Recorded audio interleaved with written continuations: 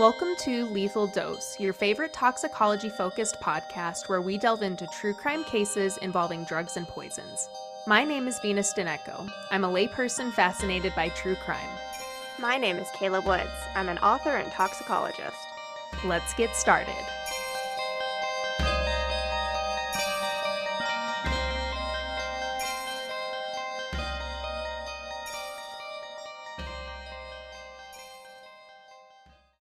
So today's episode is another episode about homicidal poisoning with eye drops, right? But it's not tetrahydrozoline eye drops like we discussed back in season 2, which I didn't realize that was such an early episode that we did. That was an early episode. But these eye drops are made with cyclopentolate. Now, can we drop the brand? Oh, yes. I drop it later, but it's Cyclogil or Cyclogil in the U.S. Okay. But this story takes place in Mexico, where it's sold as Refractal. Ooh. Okay. Mm-hmm. And so, you know, with all of our episodes, obviously it's not just about the poisons, right? It's not about the eye drops. It's about the world we live in and the weird fucking things that happen in the world and how chemistry lets us look at the world through a different lens, right? Sure. So we're not going to start with the poisons. We're not going to start with the eye drops. Where I want to start is I want you to tell me what you know about lucha libre. Oh, okay. So isn't that the Mexican wrestling? Like, it is, it's yes. like the Mexican WWE, except for they have way cooler costumes. Yes. They have cooler costumes and masks, and there's a lot more, like, high-flying stuff. So. Right. Like, that's about my knowledge of it. That was pretty much my knowledge of it, too. Okay. So, it is a form of professional wrestling, and it originated in Mexico. And like the WWE, it is very sport theater. It's, you know, like soap opera for people who are into sports. And it similarly demands technique and physical strength, as well as the ability to write a dramatic through line, right? Sure. But lucha libre, like I said, it requires these more like high-flying maneuvers than you might see. It's more acrobatic than WWE. Exactly. And the wrestlers in lucha libre are often born into wrestling families. And so the cultural importance runs deep in Mexico. In 2018, Mexican lucha libre was actually declared an intangible cultural heritage of Mexico City. So there are different kinds of lucha libre matches that wrestlers can fight in, including many variations of people fighting with or without their characteristic masks. Like you can do it where they steal the mask, or it seems kind of like shirts and skins, like masks versus not masks. There's a lot of different variations. They also have tag team wrestling, female wrestling, and the mini estrellas. In the United States, there are many wrestling divisions where people with dwarfism can wrestle. But in lucha libre, this division is also open to anyone who is 5 feet tall or shorter. So it's not as limited for the height. Yeah, I was going to say 5 feet is still pretty tall when you're considering like also like dwarfs too. Right. Like that's a pretty big gap. Right. Like I would just barely make it out of the mini division. Yeah. In 1992, a former fighter and promoter in the Mexican wrestling enterprise, the oldest wrestling promotion in existence, actually, this promoter left the organization to start his own, and it was called the Asistencia, Asesoría y Gestación de Espectáculos, Sociedad Anónima de Capital Variable. But I'm just going to call it the AAA for the rest of the episode. That sounds good. That is a name. It is yeah. And that I was is like, a nombre. Where is this third A coming from? And it's like all the way at the end. This promoter's name who left and created the AAA, he was Antonio Peña, and he was one of the greatest driving forces behind the creation of the Mini Estrellas division in the Mexican wrestling enterprise. So when he left, he brought a bunch of minis with him and then signed on some new ones, including 4 foot 8 inch tall 17-year-old twins Alberto and Alejandro Perez Jimenez. And they were the brothers of a wrestler who already wrestled for Peña, and the brother was named Mario Perez Jimenez. And he had been working for the AAA for a while and was wrestling under the name Espectrito. and that means little ghost. One of them is Little Death and one of them is Little Ghost. So Mario's wrestling name was actually a reference to a standard size wrestler developed by Pena, who was named El Espectro. And in the tradition of the Mini Estrellas, his brother Alberto also took on a mascota name, La Parquita. And this was a reference to the popular wrestler La Parca, who fought in a full skeleton suit and mask. And so there's La Parca and La Parquita, the mini. I love that. I love it too. I love it too. There's actually so much of this that I really enjoyed learning about. Yeah, like I they love do that. they do later do like an exchange program with the WWE, and they fight as many versions of yeah. Oh, cool. So yeah, Alejandro was given the name El Espectrito Dos or El Espectrito Jr. So his brother was El Espectrito, and then he's just the second one. I don't know why they weren't more creative with him. Whatever.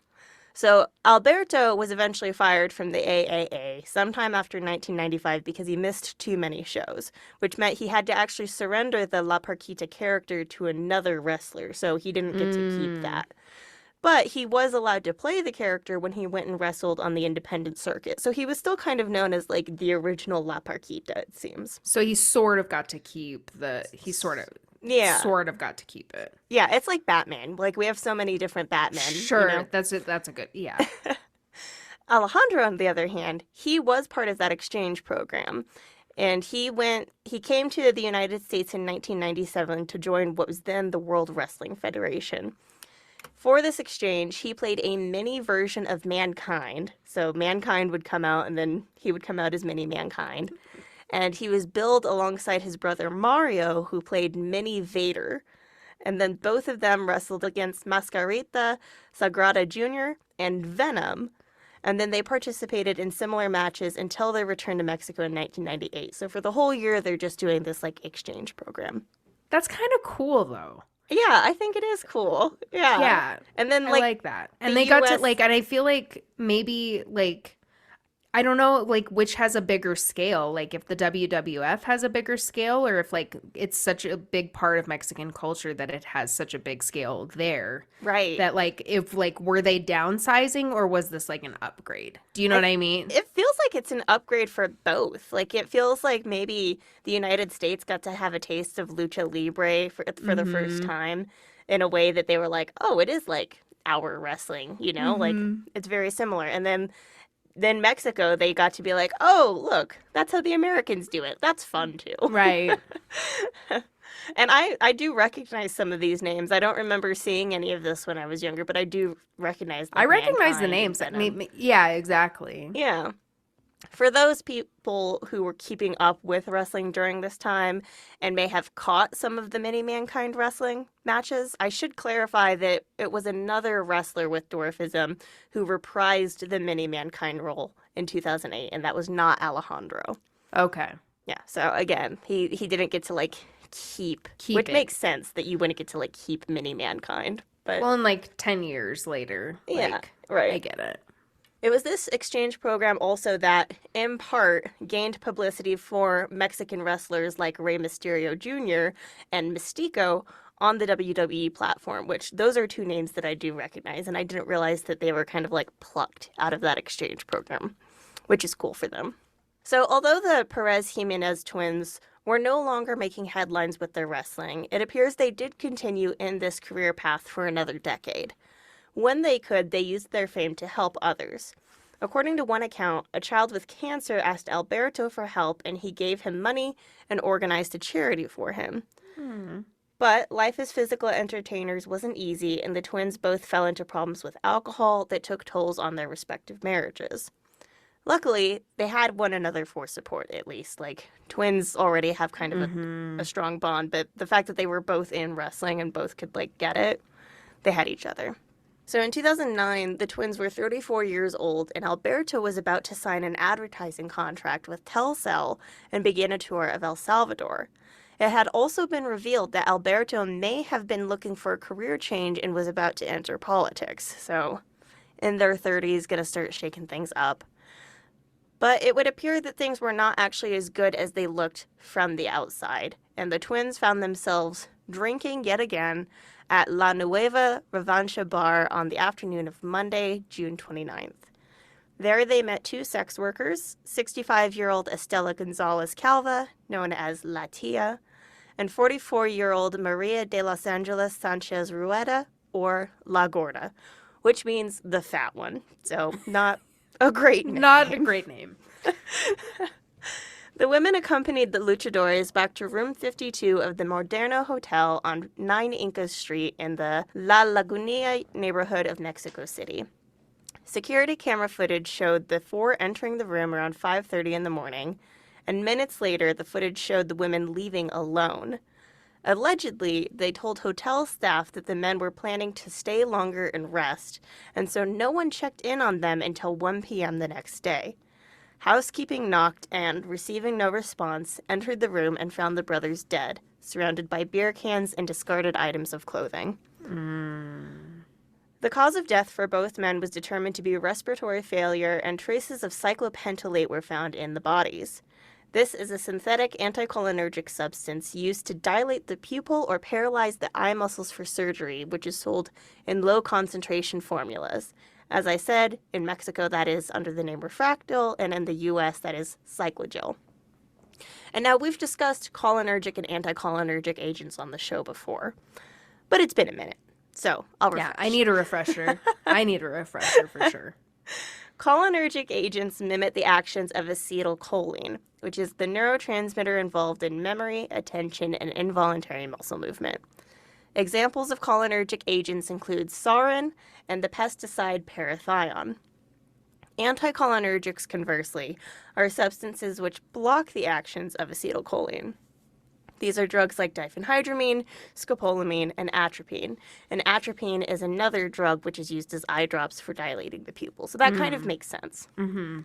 Now, 2% is the highest formula for cyclogel, and that's considered a high concentration of cyclopentolate that can make patients more susceptible to adverse reactions even when you take it properly, and especially if you put more than one drop into each eye. Oh, wow. If you do that within less than like 5 to 15 minutes, like it's one and then you wait and see if it's doing One its and one thing. and you're done. Mm-hmm.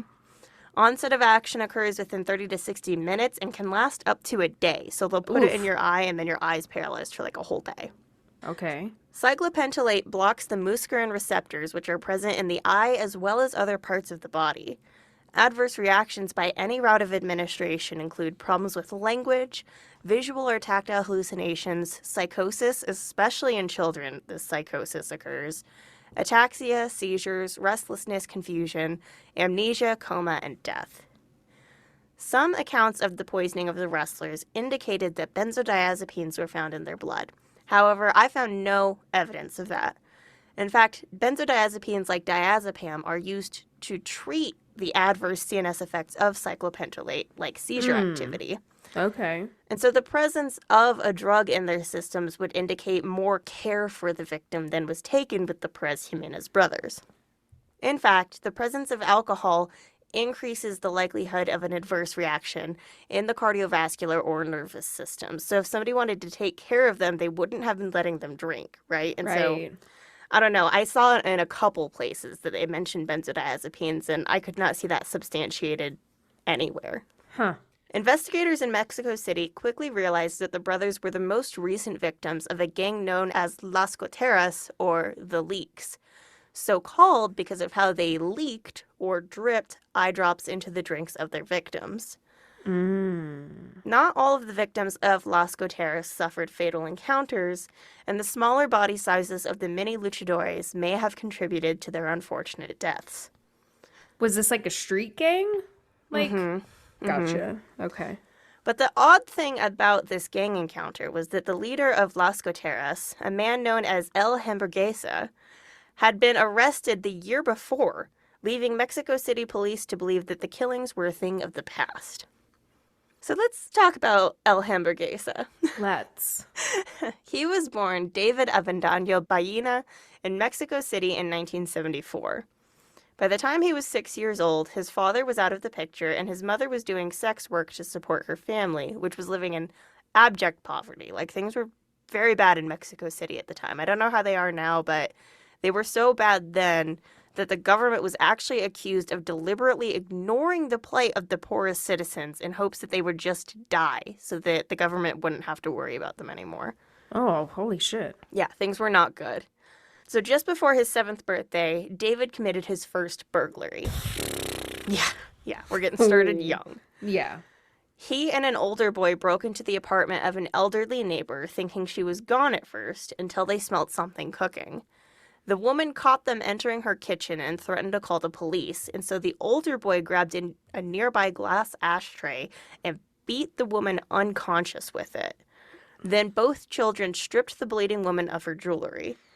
As they were about to make their escape, David's raging hunger, because he lives in poverty and he's, he's burglarizing people at 7. Like, things are not good at home.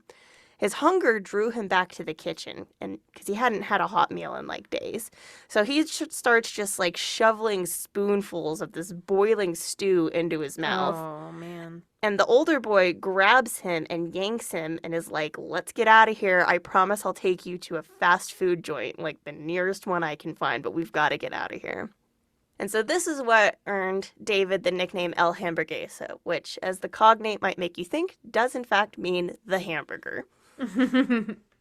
And he was a little chunky, so he came to not really like this nickname very much. But having a nickname, even at 6 years old, meant that he was known for something.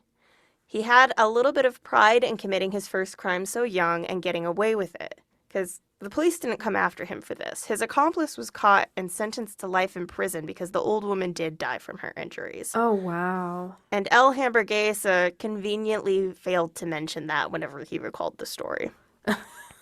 Yeah. Instead, Yeah. yeah. Instead, he liked to sound tough by saying that the only thing he learned from the whole thing was to let others do your dirty work for you. Like, I'm so sure that's what you were thinking at 6 years old, dude. Yeah, no. You were thinking, I'm going to do something bad and get something to eat out of it. Yeah, Like, exactly. You weren't thinking that maliciously or methodically. Like, no, stop. No. And the older boy, the accomplice, never snitched on El Hamburguesa, although the cops knew he was involved, but they never came after him because he was so young that they knew the judicial system wouldn't do anything about it. By 11, he'd quit school. By 12, he spent his nights mugging pedestrians. At 15, he was beginning to truly live up to his nickname. He was tall as well as large, but this meant he was also able to hold his own in almost any fight. Around this time, he did get into a fight with a drug dealer and put the other man in the hospital, which won him the respect of one of his barrio's most notorious crime families and earned him a job as one of their henchmen. The criminals around him liked El Hamburguesa because he didn't ask questions, did as he was told, and he still had no criminal record. Cops knew the family had a new enforcer acting on their behalf, but they didn't know who he was. Eventually, of course, El Hamburguesa's crimes escalated to murder, which he boasted that he never shied away from when asked to do so by his gang. By the time he was 17, he'd already shot and killed 4 people. He would later say, Killing became like a fix of heroin for me. I knew I wanted to do it as much as possible. I got bored easily, and killing people helped keep me alert and on my toes. It was much more enjoyable than taking drugs. and I don't know, I think maybe he's just saying that to be tough. I mean, he's in a tough situation. It's not like he's had an easy life, but man, killing people's never the answer, right? No, we've said that time and time again on this show. Murder isn't cool. No. It was around the time he started working for the gang that he met his childhood sweetheart, Claudia Castillos Maya, a sex worker at a brothel in Mexico City. Although he knew that sometimes sex workers targeted rich criminals either to rob them or to fake being their girlfriends to improve their status, El Hamburguesa couldn't help himself. Claudia would later admit that she was working him for a couple months before she fell in love with him, and then they both married as soon as they turned 18, meaning that she was underage. Underage, yeah. Yeah, so again, like, neither of them are coming from the best circumstances whatsoever. No, I mean, no, she's a minor sex worker. Like, Yeah. that's not a great time. No. So I do feel bad for them in some ways, but but you'll see.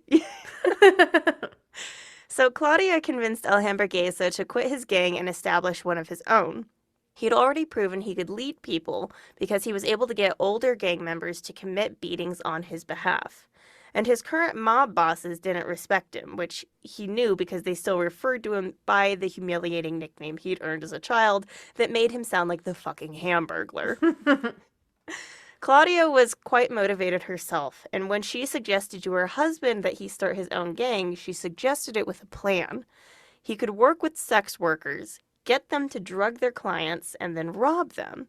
And if they got enough women working for them, they could commit their crimes in teams to trap men, and then they could rob multiple men across the city or in a brothel at a time, which would earn them a fortune.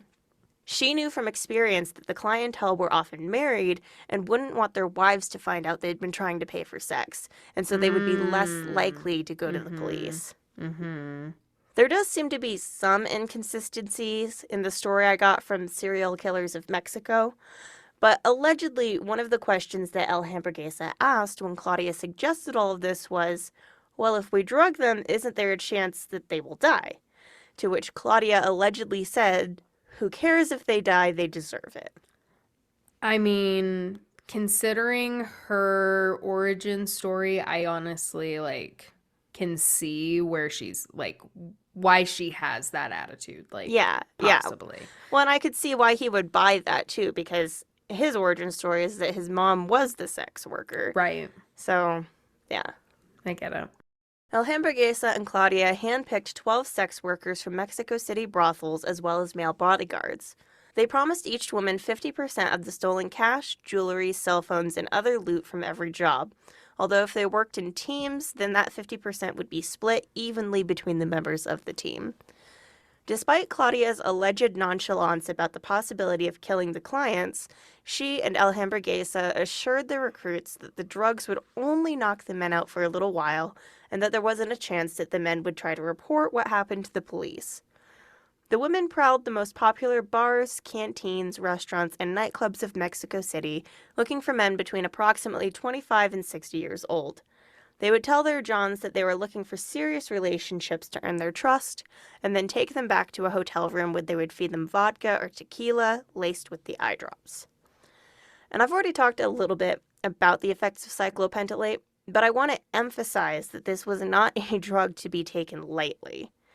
The eye drops only contained about 2% active ingredient at most, but even the 0.02% solution is only available with a prescription.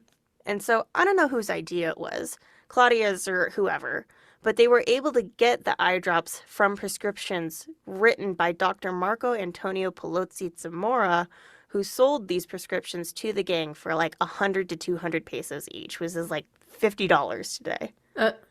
Yeah, and if you're writing, I don't know how many prescriptions he would have to write in order for them to get these eye drops, but I imagine they were just blasting through eye drops, much faster than you would be using them. Right, sir, are you okay? Are your eyes okay? Can you see, or are you just permanently dilated? Yeah, why are you constantly using these? Why are you constantly needing to paralyze your eye? Right. So, yeah, I don't know what his deal was. He was a part of it somehow. I don't know how he met the gang at all. He was just in it and selling prescriptions. The first few poisonings and robberies were successful, meaning the gang was able to steal large quantities of cash and other valuables while the victim was unconscious, and then that victim awoke 12 or so hours later and didn't report the crime to the police, but they didn't die. The gang worked without media attention because nobody reported what happened to them, and these successes emboldened the group, who were already beginning to have stories told about them through the barrios of Mexico City as the mysterious Goteras. But then, 2 men died, one after another on successive evenings in 1997. Both victims were stripped bare of their most important belongings, including money, checkbooks, and credit cards that the gangs maxed out within hours of the robberies.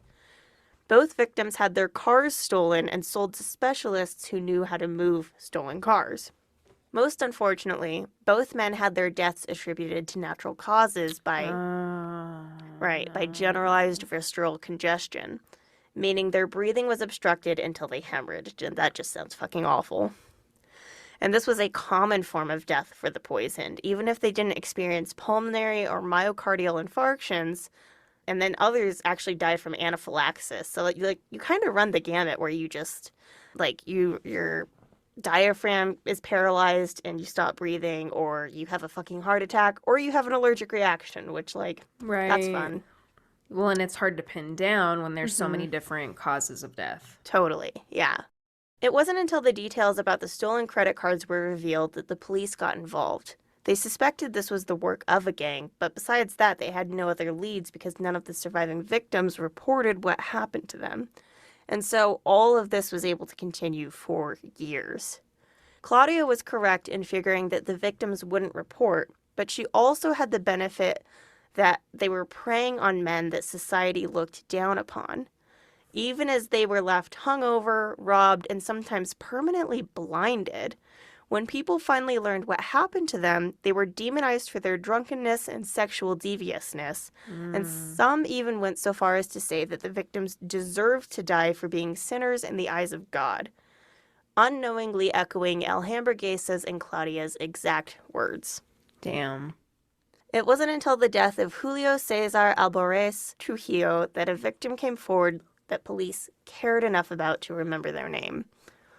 Trujillo was a businessman and the nephew of former governor of Chiapas, Roberto Alvarez Guillen. On January 11, 2005, Trujillo and his friend Francisco Ruiz Guizar invited 4 women they met at a bar in Mexico City back to their shared home in Colonia Cedros in Coyoacan.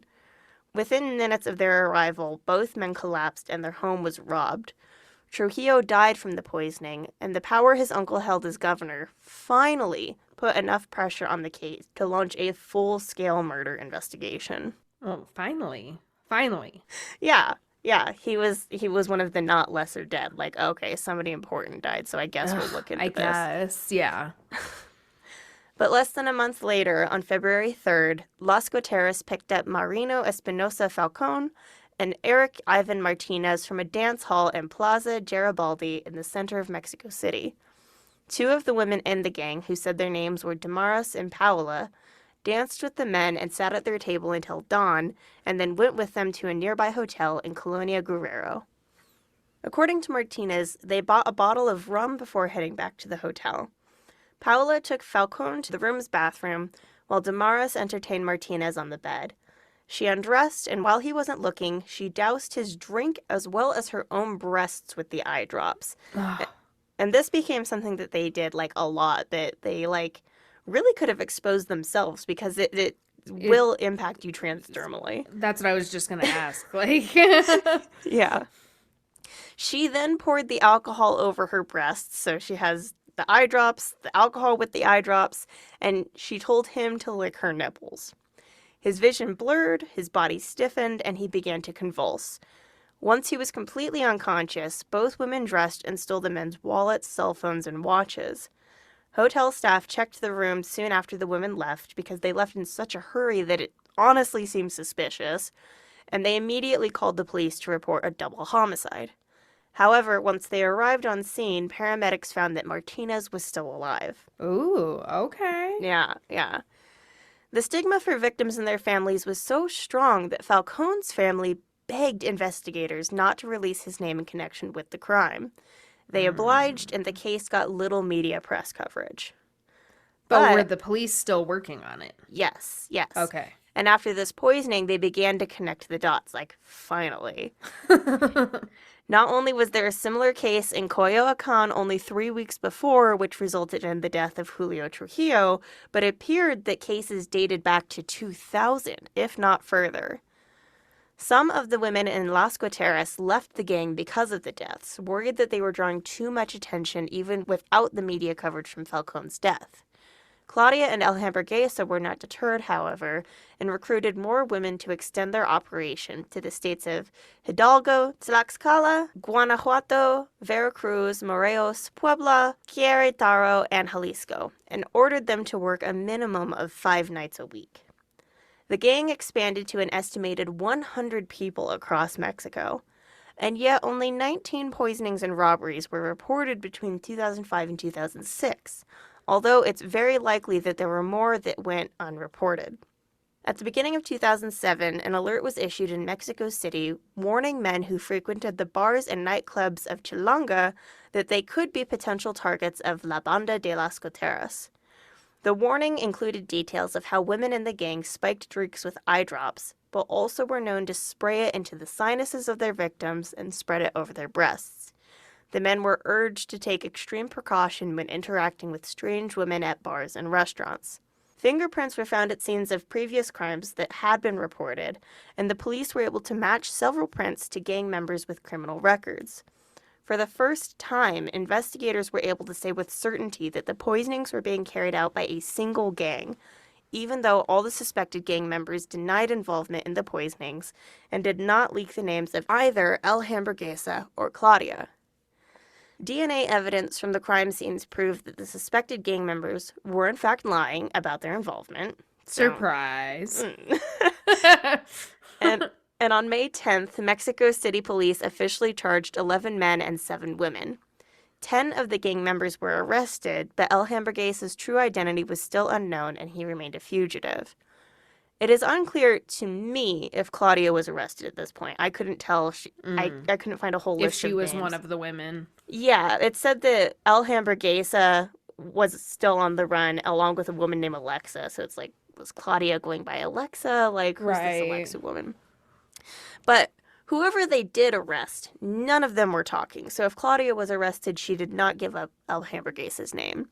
And so police didn't learn the legal name David Avendaño Ballena for several more months, at which point they were finally able to issue a warrant for his arrest in all of the states of Mexico where the band operated. And still, El Hamburguesa remained on the lam until February 12, 2008, when he decided that enough time had passed that he could try to safely pawn some of his stolen loot. The pawn shop owner recognized him from his wanted posters and called the police, and within minutes El Hamburguesa was apprehended.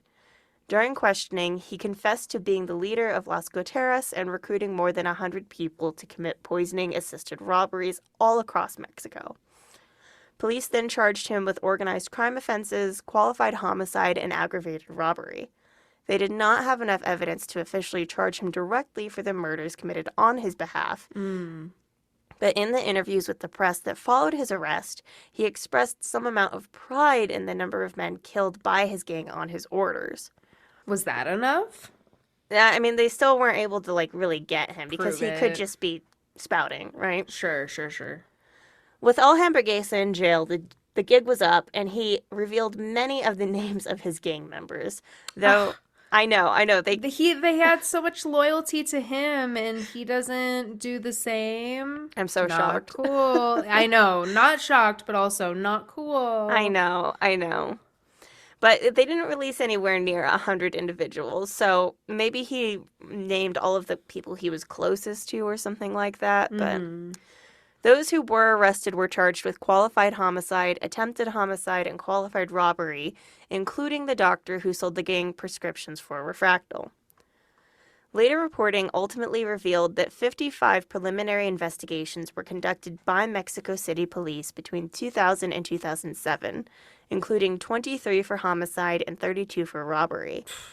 In 2004 alone, 23 investigations were initiated after sex workers drugged clients to rob them, and 19 more such crimes were investigated between 2005 and 2006, as I said before. However, this is likely a low estimate, and also is probably not just the numbers from the crimes of Las Goteras. So there's a little bit of, like, them being underreported and a little bit of, like, other shit happening. People. Like, they're not the only sex workers drugging people. Yeah, probably not. No. Publications across Mexico used the crimes to illustrate the national sex and vice trade that thrived in back alleys in the dark of night for decades. But Las Goteras was notably prolific. La Hamburguesa and his gang were linked to at least 70 known murders, although some estimates put the number closer to 100, which would make them, or him, depending on how you look at things, or even Claudia, hell, she seemed like she was one of the brains of the operation. It would make someone here the third most prolific serial killer in Mexican history. But at least now they were behind bars and couldn't communicate with the gang to continue to act on their behalf, right? If that's the case, then how did La Parquita and El Espectrito Jr. end up dead in a hotel room with cyclopentalate in 2009? Yeah. Yeah. How did that happen?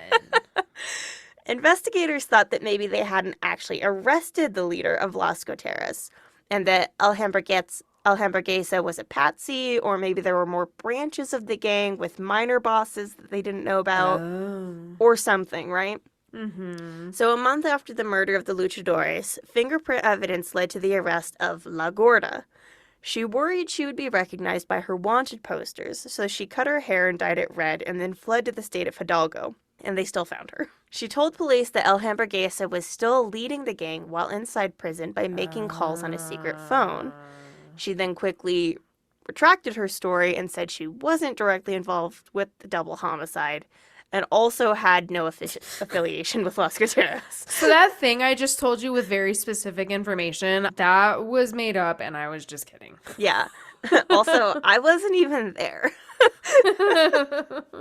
She did admit to being present when the brothers were murdered, but put the blame directly on La Tia, who told La Gorda that she was just giving them a mild sedative. When El Hamburguesa was questioned in prison about his possible involvement, he denied it, saying that the case was a copycat murder. This, as it turned out, was the entire truth. Oh. So on August 12th, La Tia was arrested. She did not try to deny her involvement in the murders and instead tried to justify them by saying that the men called her and La Gorda cheap fucking whores, which La Gorda denied. So I don't know who you can really believe here. Well, I mean, name calling, not cool. But does that warrant killing them? I don't think so, ladies. No, it does don't not. think so. It just means that you can go separate ways. Yeah. Latia and La Gorda were both sentenced to 47 years and 6 months in prison and required to pay 141,210 pesos each for damages and emotional care of the wrestlers' children.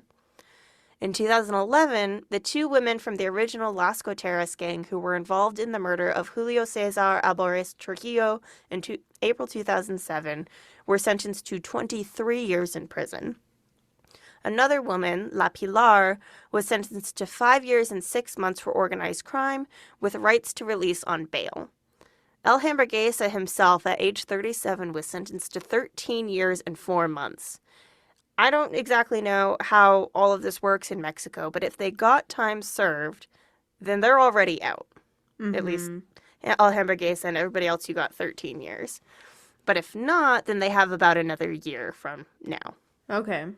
However, the copycat murders of La Gorda and La Tia have not been the only ones using the method of Las Goteras, and unfortunately these copycats keep finding victims who have apparently never heard of El Hamburguesa and his gang. At the beginning of 2017, a journalist named Denisa Merker covered a story of a woman who used eye drops to poison the employees of an inn in the Moctezuma neighborhood and then rob it.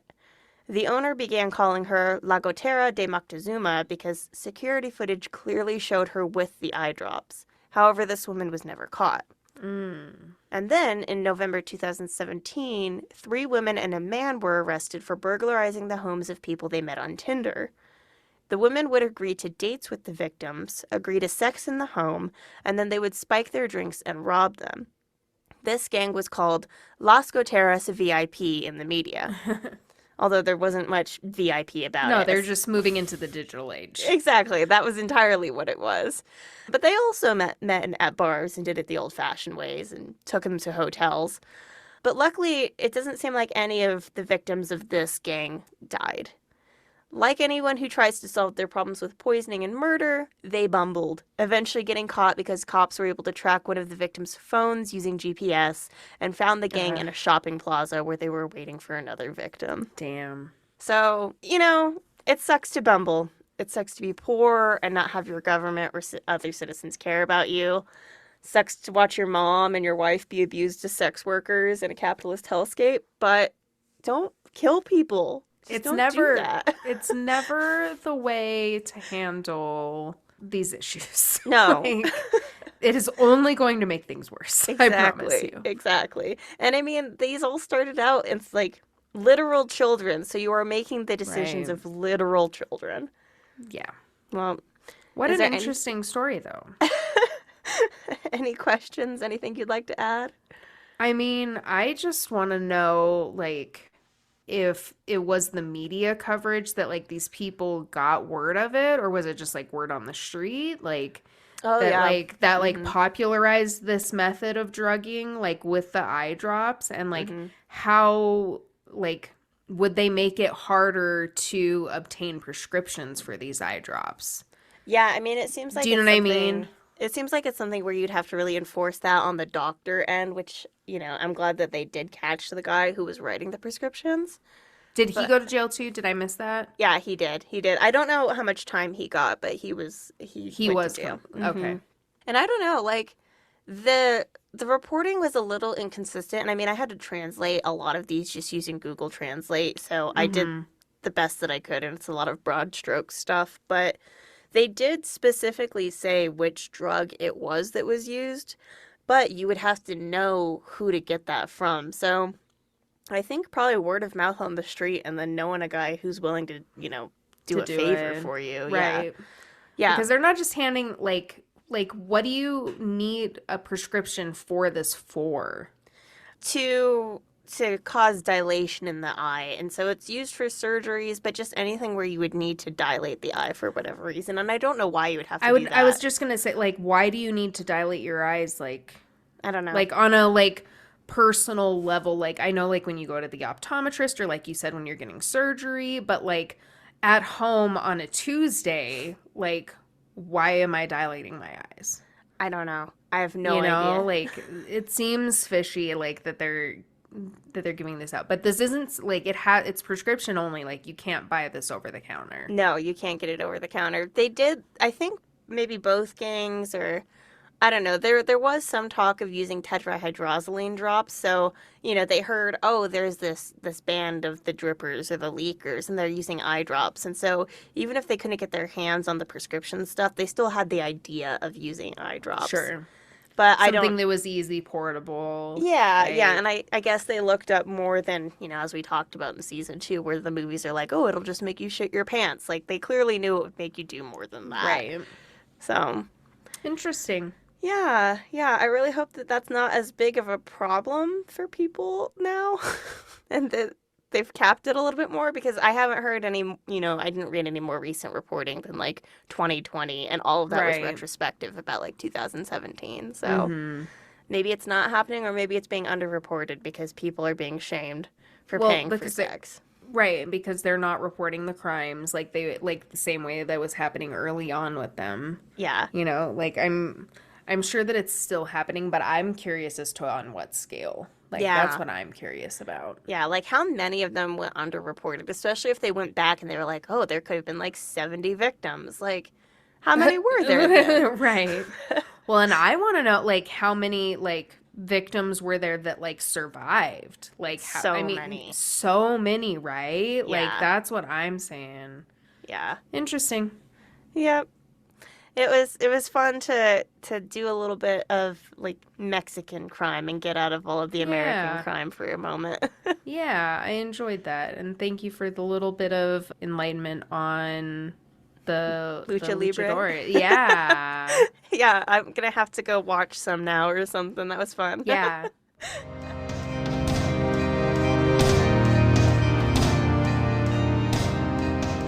Thank you for joining us. We hope you enjoyed this episode. Please like, follow, subscribe, and review us everywhere you get your podcasts. For more Lethal Dose content, you can find us at Lethal Dose Pod on Instagram, Tumblr, and TikTok. For an overdose of content, subscribe on Patreon for exclusive episodes and much more.